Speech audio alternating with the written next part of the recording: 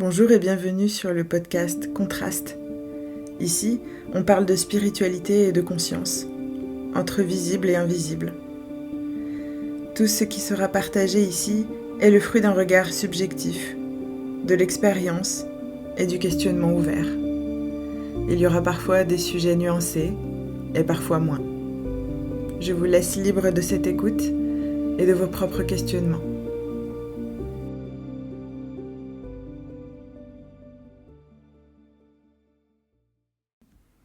Le sujet du jour, ça va être essentiellement la spiritualité, celle qu'on vit en 2026. Alors en préambule, je souhaite me présenter comme une humaine qui chemine, qui apprend tous les jours, un peu plus encore, qui plonge parfois et qui remonte souvent. Je ne promets ni l'éloquence, ni de vous sauver, ni même de trouver des solutions à tous les problèmes existentiels. Je vous promets le partage, la transmission, en toute honnêteté, avec le plus d'authenticité possible, et pourquoi pas de pouvoir éveiller les questionnements, de lever certains doutes, ou de confirmer ce que vous ressentez déjà. À l'heure où on parle, je ne sais même pas comment je vais monter ce podcast. Je suis juste là, avec moi-même, mon micro, et en train d'enregistrer ce qui j'espère sera le début d'une belle aventure. Malgré tout ça, je constate que la spiritualité est au centre de nos vies, qu'on le veuille ou non. Elle s'immisce dans nos téléphones, sur nos téléviseurs, dans nos livres aussi. Nos bibliothèques n'ont jamais été plus remplies que de livres de développement personnel, de philosophie et d'astuces en tout genre. Je constate que c'est vraiment devenu un vrai business. Et au début, je m'en réjouissais parce que je faisais partie du lot, j'étais vraiment dans cette mouvance de mieux me connaître, d'être en introspection, d'apprendre qui je suis. Et force est de constater que j'ai absolument pas appris qui j'étais dans les bouquins. J'ai appris qui j'étais en traversant ma propre histoire. Et aujourd'hui, c'est ce que j'estime partager avec les personnes qui traversent mon chemin. Je ne vous parle pas du nombre de fois où j'ai voulu quitter les réseaux sociaux, parce que je n'ai pas assez de doigts pour les compter. Pourquoi ? Parce que je me suis rendu compte que, avec tout ce que j'avais traversé dans le domaine où je travaillais avant, à savoir celui des assurances, que tout était affaire de vente, d'écoute active, dans un but de convaincre l'autre. D'ailleurs, je me souviens même d'une formation que j'avais suivie qui s'appelait « Argumenter pour convaincre ». Il n'y avait rien dans l'écoute active qui me permettait d'être vraiment en lien avec l'autre, si ce n'est d'aller chercher à l'intérieur de lui, et par ses mots et par sa posture, d'analyser à quel endroit j'allais pouvoir avoir un angle d'attaque. Pouvoir lui vendre ce dont il n'avait probablement pas besoin. Pouvoir aussi partager avec lui le sentiment d'être écouté, d'être reconnu. Voilà, tout ça c'était ma vie avant. Et je dis pas que ça marche pas, ça marche très bien. Je dis juste qu'aujourd'hui, tous ces outils qu'on a, qui ont été développés par des gens extrêmement intelligents, ne sont pas au bon endroit. Et c'est le constat que j'ai fait.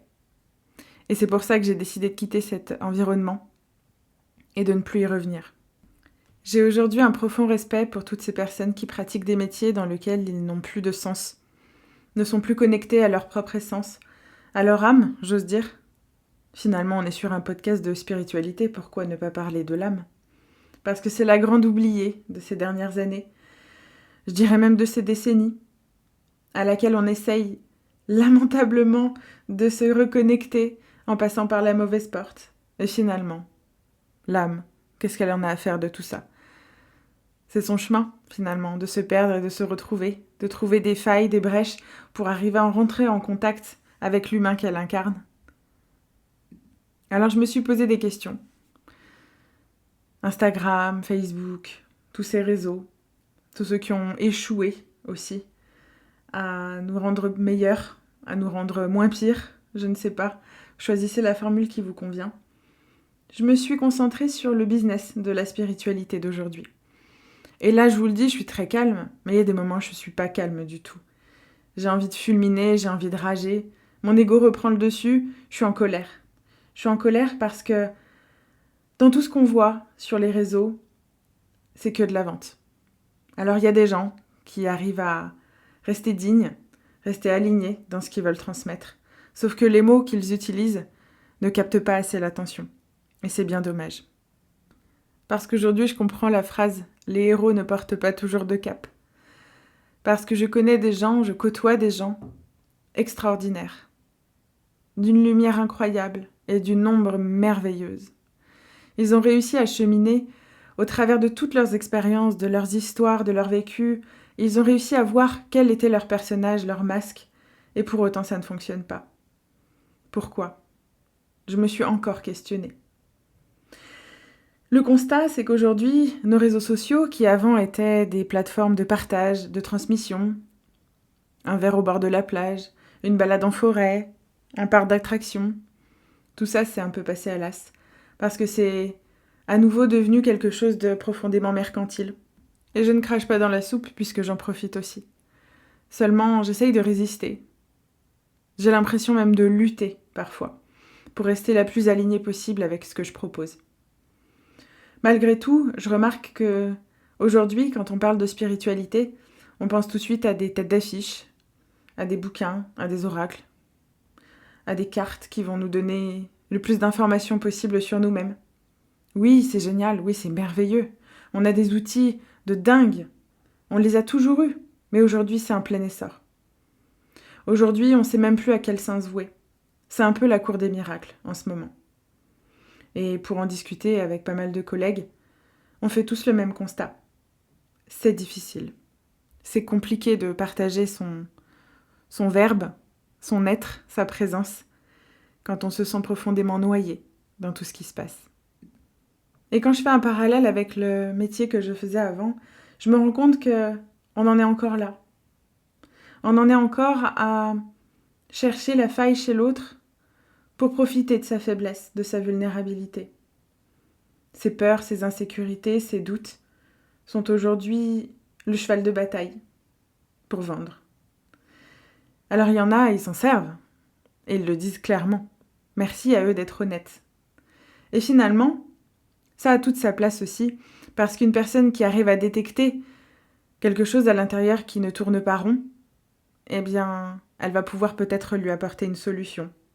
Quelque chose de pérenne pour lui, pour elle. Et ça fait toute la différence. Là où c'est plus compliqué, c'est quand l'humain, il n'arrive pas à faire la différence entre le chant des sirènes et la réalité.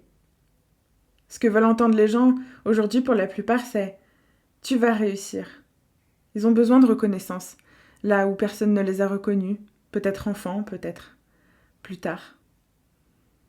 Et du coup, quand on tombe sur des programmes qui vendent monts et merveilles, on se dit ça y est, en 3 mois, je vais me transformer, c'est terminé, j'aurai plus jamais d'insécurité, plus jamais de peur, plus d'anxiété, je vais trouver ma voie, le sens de ma vie. Je suis désolée, ça ne fonctionne pas comme ça. La vie n'est absolument pas linéaire. Elle l'est sur le papier. Et finalement, c'est peut-être ce qu'on a toujours voulu nous dire, nous faire croire. Vous imaginez la propagande qu'il a fallu pour en arriver là ?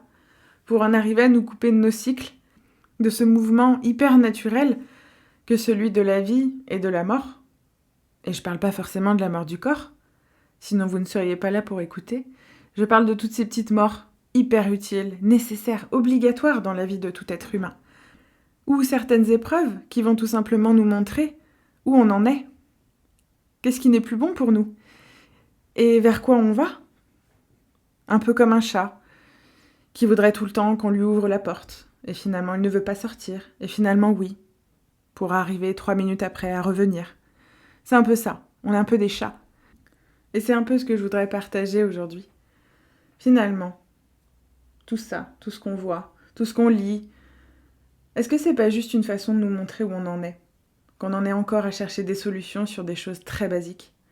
Qu'on n'a jamais poussé la porte d'un cabinet de thérapie et que finalement on pense qu'avec des bouts de chandelle, on va reconstruire une belle bougie ? Moi je pense qu'on se trompe. Ça me fait penser à ce livre que j'avais lu, qui m'avait été conseillé.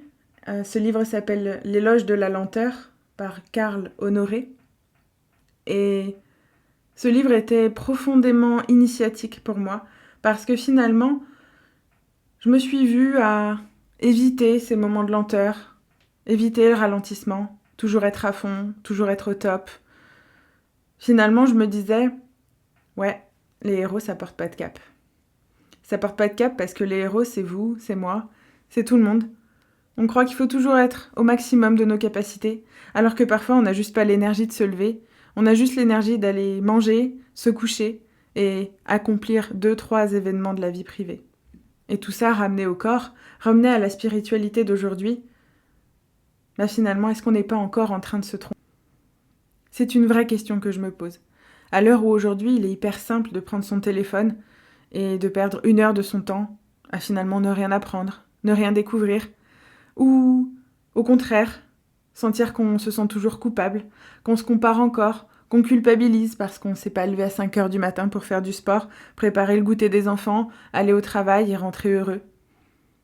Est-ce qu'on n'est pas encore en train de tourner dans une boucle infernale ? Et finalement, je pense que j'ai ma réponse. Parce que quand on se reconnecte au cycle, au vivant, au temps tel qu'il est vraiment, à arrêter de fêter la nouvelle année en janvier, et finalement rester dans son cocon encore jusqu'à temps que les fleurs repoussent, est-ce que c'est pas ça le bonheur ? Est-ce que c'est pas ça le sacré, le vivant ? Accepter les cycles, accepter que parfois on soit pas au top, accepter aussi que ce qu'on voit, c'est qu'une façade, ce sont des masques, encore. Et c'est là où, en fait, le plus drôle et le plus dur, c'est d'arriver à se reconnecter à soi. C'est pas une phrase complètement random que je balance comme ça. Se reconnecter à soi, c'est la capacité de savoir ce qui est bon pour soi. Est-ce que c'est juste ? Est-ce que c'est le moment ? Ou est-ce que là, finalement, ça ne me convient pas ? C'est pour ça que souvent j'utilise le mot clarté, discernement, conscience. On pense savoir ce que c'est jusqu'au jour où on y est vraiment confronté. Et quand je vends des accompagnements, parce que c'est de la vente quelque part, je vends une prestation, eh bien, croyez-le ou non, il m'arrive de dire, même quasi tout le temps, qu'en fait, on ne peut pas se transformer du tout au tout en 2 mois, en 3 mois, en une séance. Ça n'existe pas. Cette honnêteté-là, je pense qu'il est nécessaire de l'avoir avec les personnes qui traversent nos chemins, que ce soit personnellement ou professionnellement. Et la spiritualité, on la rencontre à cet endroit-là, en fait, dans l'honnêteté, dans la transparence. Parce qu'on vend quelque chose qui est basé sur de la peur, qui est basé sur de l'élan, de s'en sortir, de devenir différent, de changer. Alors qu'en fait, ce qu'on devrait dire, c'est qu'on va accompagner les personnes à devenir ce qu'elles ont toujours été, à se souvenir de leurs ressentis, à se souvenir de leurs émotions, à quel point il ne faut pas les jeter à la poubelle, à quel point les masques sont nécessaires à certains moments de nos vies, à quel point l'ego n'est pas un ennemi. Il est peut-être blessé, ça c'est sûr, souvent c'est le cas, mais c'est pas un ennemi à battre.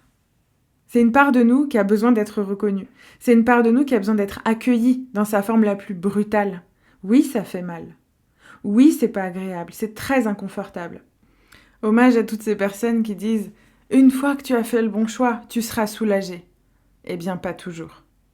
Parce que c'est comme si on s'arrachait un morceau, parfois, du corps, qui fonctionnait toujours de cette façon-là, et là, on est en train de lui dire « Il faut que tu changes, parce que sinon, ça va être encore pire. Il faut que tu fasses un choix. » Et j'utilise le « il faut » aujourd'hui, parce que parfois, on n'a plus le choix. On est au pied du mur. On n'a pas eu toutes les armes nécessaires pour prendre nos décisions. On les a remises beaucoup trop à l'extérieur, et aujourd'hui, le chemin, il devient difficile à faire à cet endroit-là. Donc non, parfois, c'est pas facile. Je répète, c'est inconfortable, et c'est même extrêmement compliqué. Ça fait partie du chemin de l'être humain, de sa résilience, de sa congruence, de savoir ce qu'il veut vraiment. Parce que j'ai la profonde croyance, et tout est affaire de croyance finalement sur Terre, que quand on prend une décision qui, nous le savons, va nous perturber quelque temps, eh bien, sans cette prise de décision, sans cette traversée du désert ou de la tempête, nous ne saurons jamais. Nous ne saurons jamais quelles sont nos limites, nous ne saurons jamais quelles sont nos ressources. J'y crois profondément parce que je crois en la capacité de l'être humain à rebondir, à se relever et à y aller vraiment. Et ces mots signeront peut-être le début d'un premier conflit intérieur. Quoi ? On m'a toujours dit qu'il n'était pas nécessaire de passer par la tristesse pour connaître la joie. Eh bien oui, peut-être pour certains, mais d'autres pas du tout. Certains sont conditionnés à se créer des problèmes pour en ressortir vainqueurs ou perdants. Ainsi va la vie. Certains vivent des épreuves dès l'enfance, les plus difficiles qu'ils soient, et pour autant aujourd'hui respirent encore, mènent à bien leurs projets, sont tout à fait capables de discerner ce qui est bon pour eux ou pas. Mais tout ça, ils l'ont pas appris dans les livres. Ils l'ont appris en étant pleinement présents à eux-mêmes, en se laissant aussi traverser par les épreuves et en ressortant différents de tout ça. Quelque part, je suis un petit peu en train de casser le mythe du happy ending, où il faut toujours finir dans la joie, dans l'amour et dans le lien. Parfois, c'est pas comme ça que ça se passe. Parfois, il faut juste accepter que la vie est faite de cycles, qu'on sera pas toujours heureux, qu'on sera pas toujours au top, en énergie, en puissance. Parfois, on sera vulnérable. On aura envie de jeter l'éponge. On aura aussi envie de tout cramer autour de nous. C'est l'humain qui est comme ça. L'accepter, c'est déjà un premier pas. Et aujourd'hui, je ne peux que confirmer ce constat que je fais à chaque séance de médiumnité. C'est autant le cerveau peut prendre une décision franche, radicale, immédiate, autant dans le corps, il peut se passer des semaines, des mois avant de voir les prémices d'un nouveau bourgeon, d'une nouvelle réalité, parce que la densité de la matière, je ne vous l'apprends pas, est vraiment plus lourde que celle de la pensée, du mental, de la vision, de l'air, tout simplement. Et si nous acceptions tout simplement que la spiritualité d'aujourd'hui ne devrait même pas être dans la même phrase que le mot consommation, qu'elles doivent se vivre à l'intérieur, en lien avec l'autre, dans la rencontre. Même si parfois ça paraît compliqué de se dire « je vais à nouveau rentrer en relation avec l'autre, je vais à nouveau être trahi, je vais à nouveau être abandonné ». Mais finalement, c'est ça le chemin de l'être humain. C'est de se confronter à lui-même, à ses propres schémas, à prendre ses responsabilités dans tout ce qu'on voit, dans tout ce qu'on lit, dans tout ce avec quoi on se nourrit aujourd'hui. Et redescendre un petit peu sur terre, redescendre un petit peu de son ego de temps en temps, qui est bien haut perché et qui a besoin de se sentir supérieur à l'autre, et parfois même inférieur à l'autre, pour se donner une raison d'exister. Ce que je veux partager par là, c'est que ce constat ces dernières années, c'est que la spiritualité est devenue mercantile. Elle n'est plus propice à la rencontre. Elle est propice à l'acharnement, à vouloir dézinguer des croyances toutes les 2 minutes, à vouloir s'arracher des morceaux de soi, à vouloir devenir une version que nous n'atteindrons peut-être jamais. C'est encore une fois de la poudre aux yeux. Alors, si je peux partager un simple message, c'est qu'au moment de prendre la décision, l'idée c'est de revenir à soi, dans le ventre, dans le cœur, où vous voulez, mais pas dans la tête. Parce que, avec tout ce que j'ai appris sur le fonctionnement de l'être humain, sur le système nerveux, sur le traumatisme, c'est que parfois on ne se rend pas compte à quel point on est en pilote automatique, à quel point l'inconscient prend le dessus. Et par l'inconscient, je ne veux pas faire peur. L'inconscient, c'est ce qui constitue tout être humain. C'est ce qui se passe dans les rêves qu'on ne maîtrise pas toujours. C'est ce qui se passe aussi dans nos comportements tout à fait automatiques, un peu anarchiques parfois. Et on croit qu'on va pouvoir en sortir aussi facilement qu'après une séance, mais c'est pas toujours le cas. On ne peut éventuellement arriver à surpasser ce qu'il se passe que quand on y est réellement reconfronté, par apprentissage, par lenteur, par douceur avec soi-même. Et c'est ça qui est sacré dans la spiritualité. Le sacré, ça prend du temps. Le sacré, ça se ritualise. Comme on se lave les dents le matin et le soir, eh bien c'est pareil. Le sacré, c'est une affaire de connexion, c'est une affaire de reliance. Et pas que avec la terre et le ciel. Avec soi, avec son corps, avec son cœur, avec son esprit, ses émotions. C'est tout ça la spiritualité. C'est aussi de temps à autre, au lieu de se payer une sortie au resto, même si on adore ça, c'est d'aller se payer une séance de psy, c'est d'aller se payer une séance de chamanisme, c'est pourquoi pas aller se payer une retraite silencieuse pour apprendre à se taire quelques instants et à écouter 2 fois plus que ce qu'on est capable de parler. Il me semble bien qu'on a 2 oreilles et qu'une seule bouche. Ça, c'est intéressant à observer. Et peut-être, pourquoi pas, aussi un peu agir en psychoéducation, comprendre comment l'être humain fonctionne, se souvenir d'où est son foie, son cœur, son estomac, son cerveau, à quoi ils servent, à quoi ils sont destinés, et d'arrêter de les maltraiter. Parce qu'en passant par là, on arrivera enfin à retrouver du respect pour soi et de pouvoir avoir des choix plus alignés, plus conscients, plus doux aussi. Alors il n'y a pas vraiment de fin à ce premier épisode. C'était un partage du cœur, un partage conscient. Je vous remercie de m'avoir écouté et aujourd'hui je remercie aussi les personnes qui m'ont fortement poussée, qui ont contribué à ces moments de doute, ces moments de peur, ces moments d'insécurité. Parce qu'aujourd'hui, si je suis capable de prendre la parole sur ces sujets, avec de la nuance, avec de la douceur aussi, et parfois peut-être que ce sera un petit peu plus brutal, c'est ainsi. Je les remercie. Je les remercie de m'avoir parfois trahi, je les remercie de m'avoir blessée aussi à certains endroits.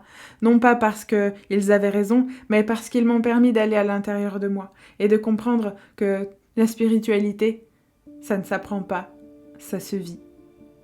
À bientôt pour un autre épisode.